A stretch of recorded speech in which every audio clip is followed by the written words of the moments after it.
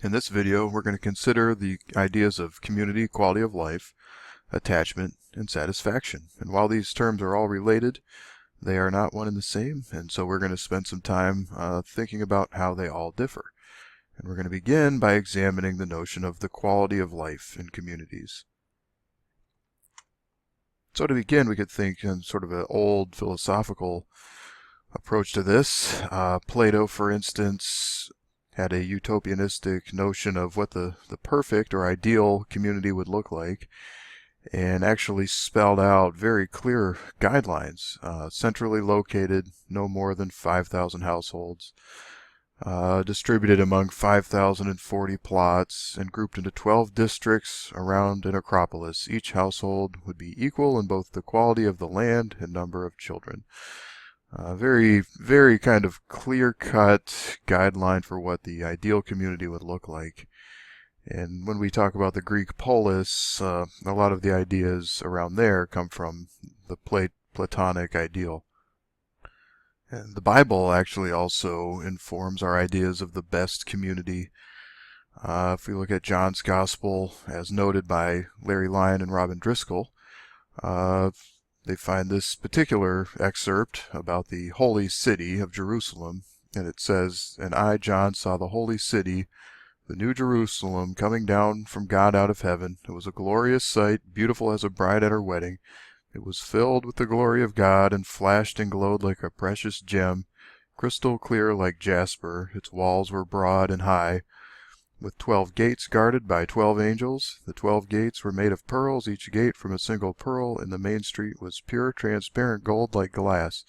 Nothing evil will be permitted in it, no one immoral or dishonest, but only those whose names are written in the Lamb's Book of Life."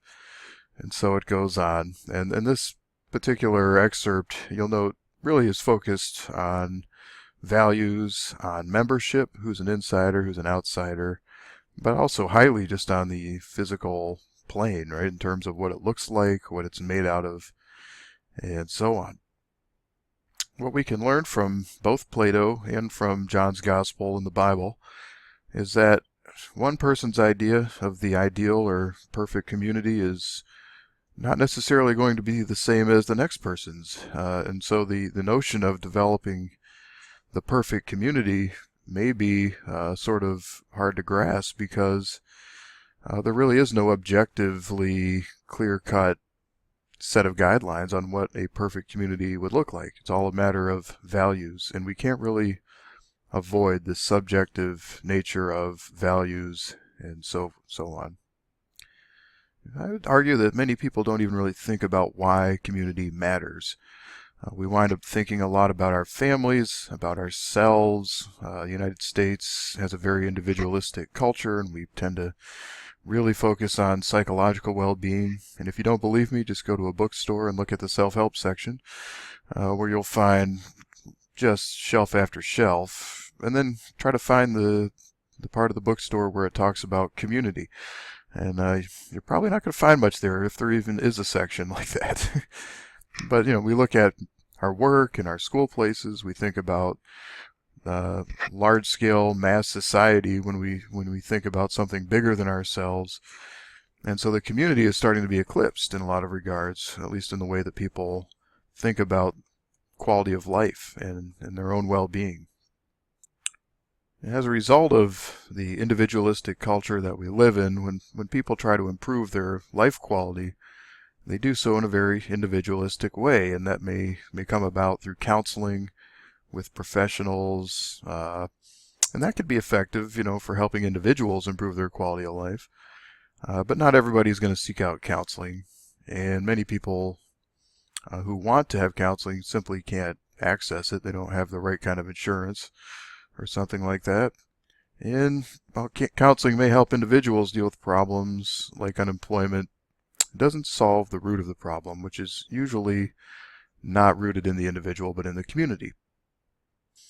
And at the other extreme, when we shift focus from ourselves as individuals up to the larger scale, most people are bringing their minds to the notion of society in general, mass society, and that's usually equated with the nation state, right? Nations in general. And the societal level attempts to improve quality of life, they can be quite effective because they can impact such a large number of people. If we pass a new law or policy in the United States, it's going to impact over 300 million people in one fell swoop. But those kinds of changes are really slow to come about. These fundamental social structural transformations are often evasive. We can't really put them into action. So what do we do while we're waiting for big changes to come? We wait. For many people, they look at situations and say, well, it's too big. I'm just going to wait for government to take care of it, or else just kind of throw up their hands in the air and say it's too big of a problem to solve altogether. It's too complex, it's too costly, it's out of reach. And that's one of the problems with switching from the individual up to the entire grand societal macro level.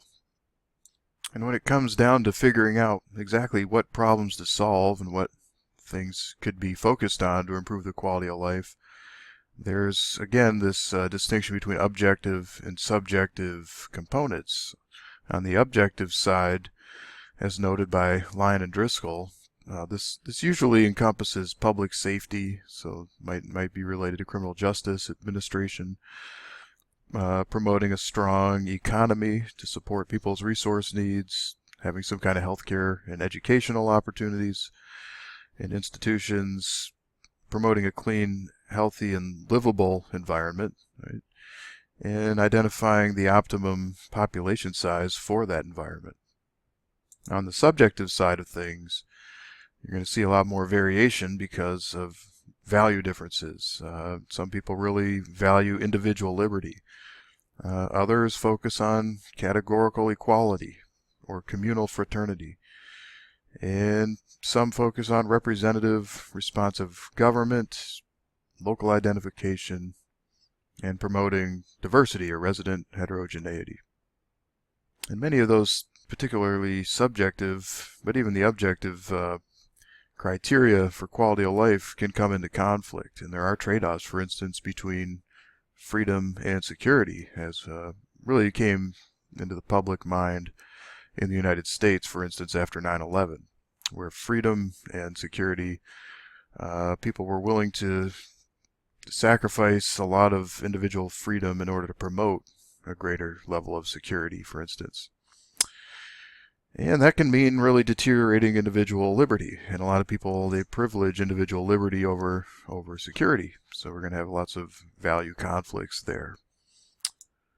There's also trade-offs between freedom and equality. Giving people absolute freedom means giving them the right to discriminate, for instance. And a lot of efforts have been initiated to curb discretion when it comes to such things as hiring new employees, for instance. Because oftentimes, even though people aren't always aware of it, they may be discriminating in some kind of systematic way. So addressing categorical inequalities by promoting equality requires some kind of controls. And that does mean limiting individual discretion, individual freedom, and there's certainly a lot of pushback against that.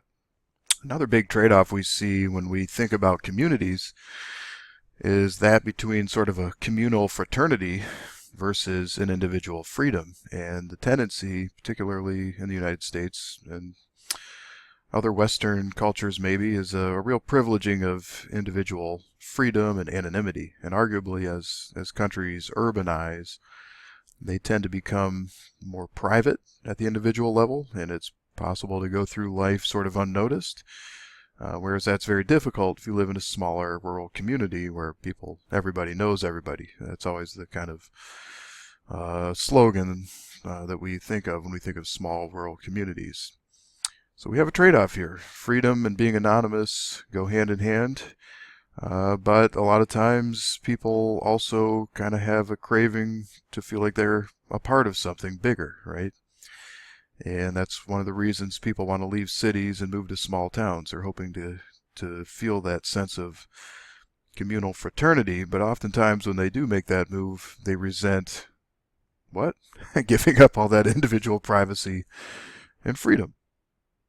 And when it comes to running government, there's another conflict between democratic participation and efficiency, because a lot of times the most efficient way to run government is to hand over the reins to a set of experts to make all the decisions, create plans, implement the plans, and they're off running. But the problem is experts don't always know what's best or desirable for the people they're supposed to be serving, and that's why the rule of experts, which we call a technocracy, is not always the ideal. And that was actually closer to Plato's vision, sort of this kind of technocratic and efficient government. And his student Aristotle pushed back against that and argued more in favor of a system of democratic participation.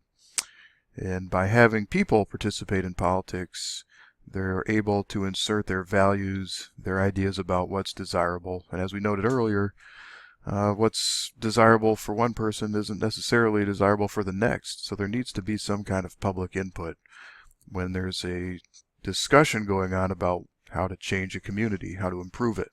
Because who gets to decide what's desirable is a very important question. Another tension or trade-off exists between people who identify and think about their locality as their primary, kind of foundation, versus those who really don't care much about their locality and think in terms of the globe, the entire world, right? They're a global citizen, and we might call those cosmopolites, and the other alternative, the localites, right?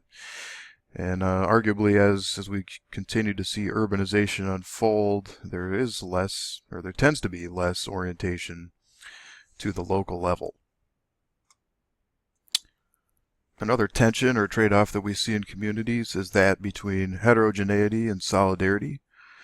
We want to promote diversity in communities, but with diversity comes, of course, a diverse set of values. And as we try to plan the future of a community, and as people have different sets of values, what different groups might think is desirable will create tension. And so the other alternative is to have sort of a more homogeneous value base, and while that does promote solidarity, it also tends to promote problems like groupthink, and there's a lot of research to back that up. So really, there's a lot to gain from having heterogeneous ways of looking at things, even though it does tend to create a more bumpy road in the terms of decision making.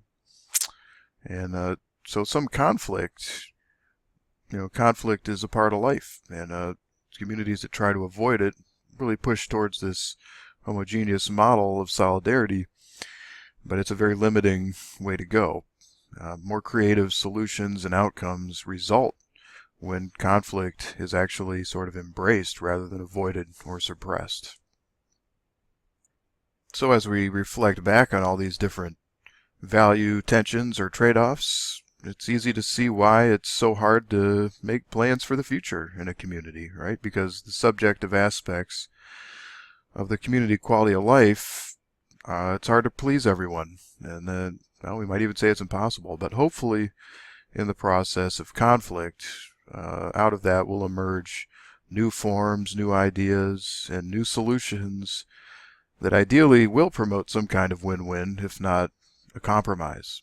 And certainly there's different strokes for different folks, and it really is impossible to just write a single one-size-fits-all playbook, right? That we can just unfold the same set of principles in the tradition of Plato, perhaps, where we just recreate the same set of conditions over and over and everybody's living in a utopia. It's kind of unrealistic. Nisbet summarizes this point of view very nicely, as cited in Lyon and Driscoll. He says, "The tragedy is that where the state is most successful in meeting the needs for recognition and security, it is most tyrannical and despotic, as the histories of Communist Russia and Nazi Germany have made clear. The only proper alternatives to large-scale, mechanical, political society are communities, small in scale, but solid in structure. They and they alone can be the beginning of social reconstruction. because they respond at the grassroots to fundamental human desires, living together, working together, experiencing together, being together. Such communities can grow naturally and organically from the most elementary aspirations.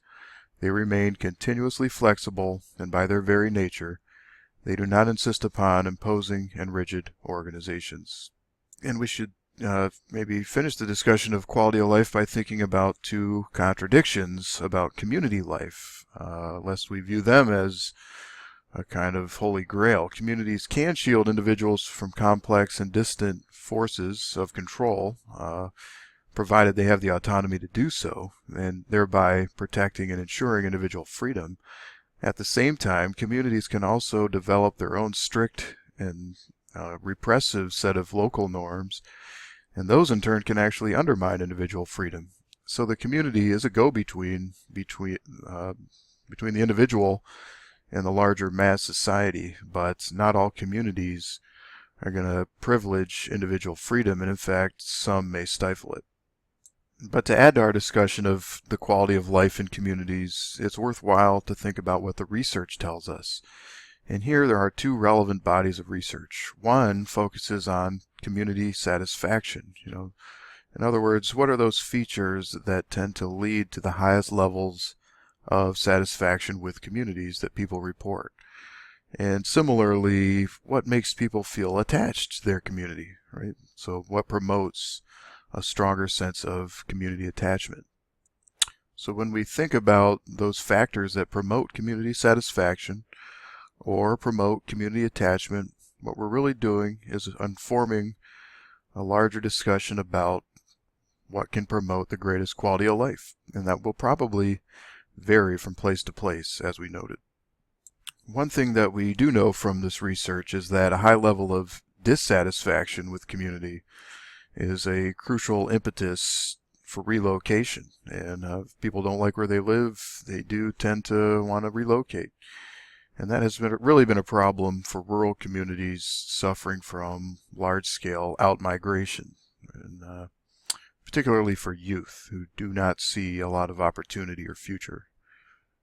Some of the most pioneering research in community attachment were conducted by Cassarda and Janowitz, and they developed something called the systemic model, and identified as key factors promoting community attachment the length of residence, so how long people have lived in the community, individual social position, so the amount of status one attains, and their place in the life cycle, which is going to condition their how high you can rise, I guess, in the community.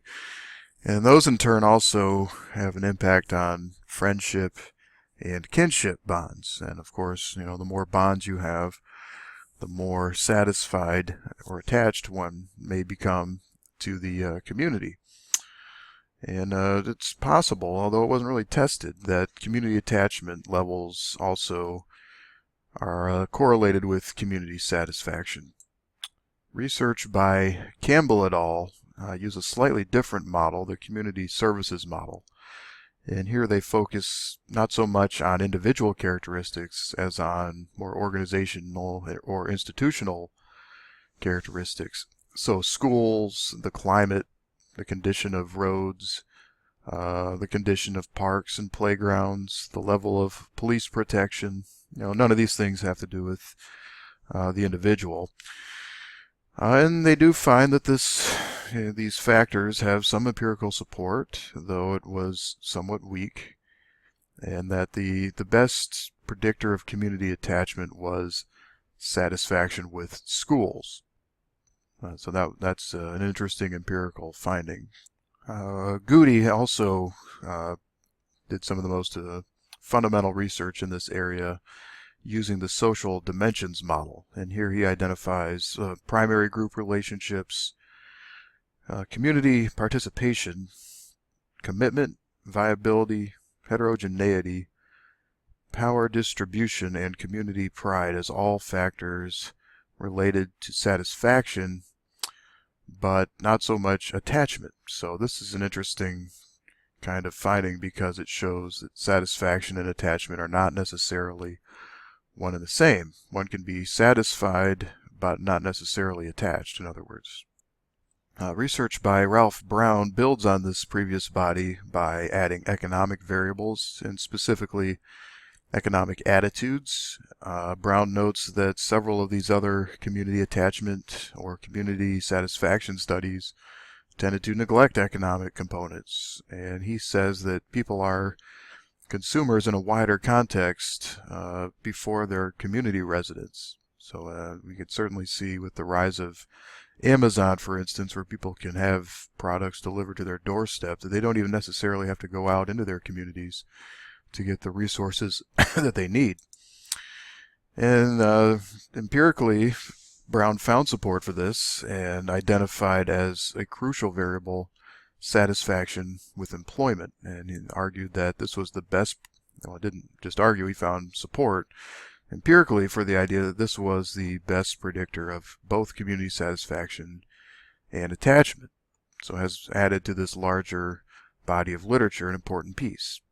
Filkins et al. Review the community attachment and satisfaction literatures and suggest that we should begin to start integrating all these findings. But when we look across the studies, social ties emerge as perhaps the most important predictor of both satisfaction and attachment. And so those communities that allow for the formation of social ties and the maintenance of those ties are going to have higher levels of satisfaction and attachment. And for their research, Filkins et al. Use a very integrative approach, and as you can see as you look at their instrument, that they're taking items from all of these past studies, personal and social, spiritual satisfaction, personal employment, influenced by Brown's work, social attributes, human services, transportation, local government, environment, and consumer services.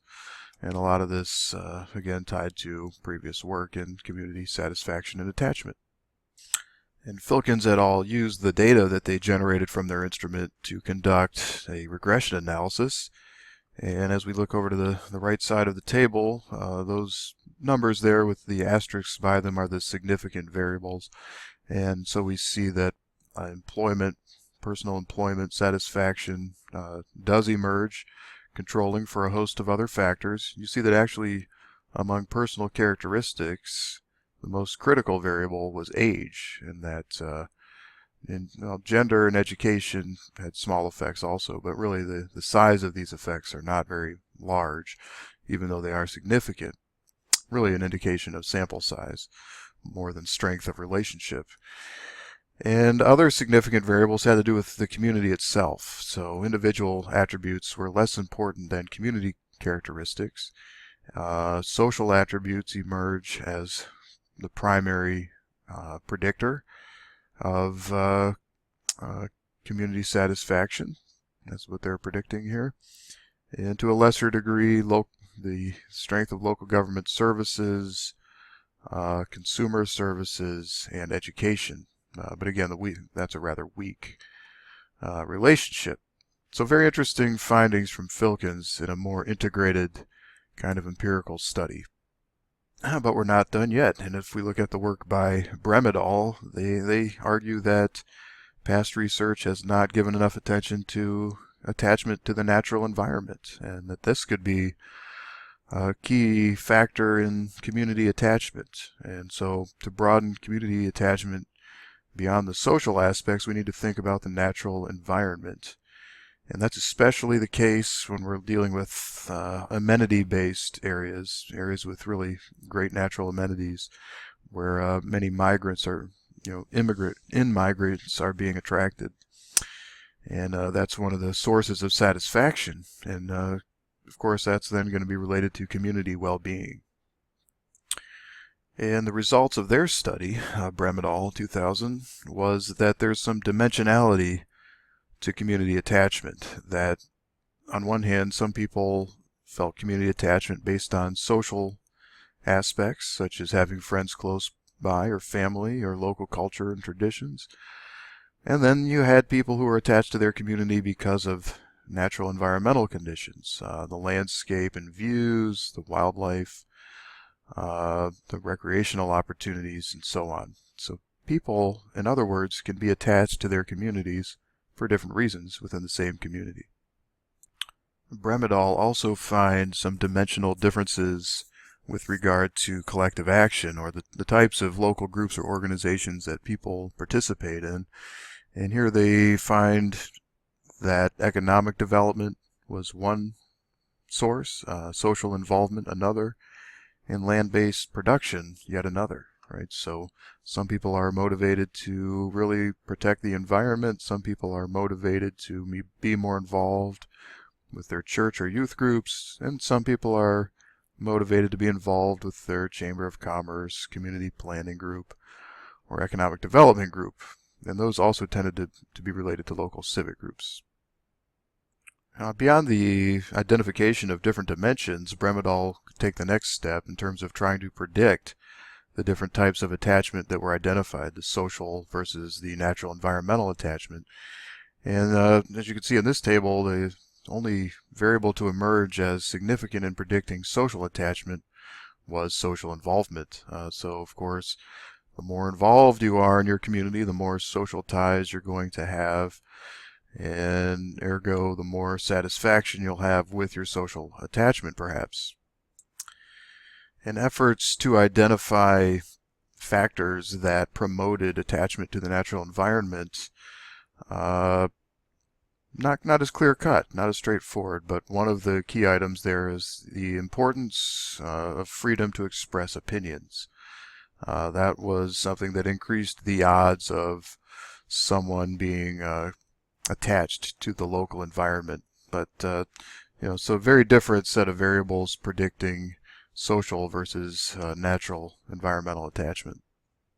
So in summary, the research on community satisfaction and attachment continues to progress, adds to our understanding of planning in terms of community quality of life. And we see that while a lot has been explained, there's still some research left to be done. We still don't know everything about these issues, but we do know that narrow economic models are not adequate, that people are not just simply motivated by money and jobs and so forth, even though that's a pretty common narrative in our culture. It turns out that such touchy-feely issues as the environment or personal relationships have a great deal of explanatory power when it comes to promoting a feeling of attachment or satisfaction with the community.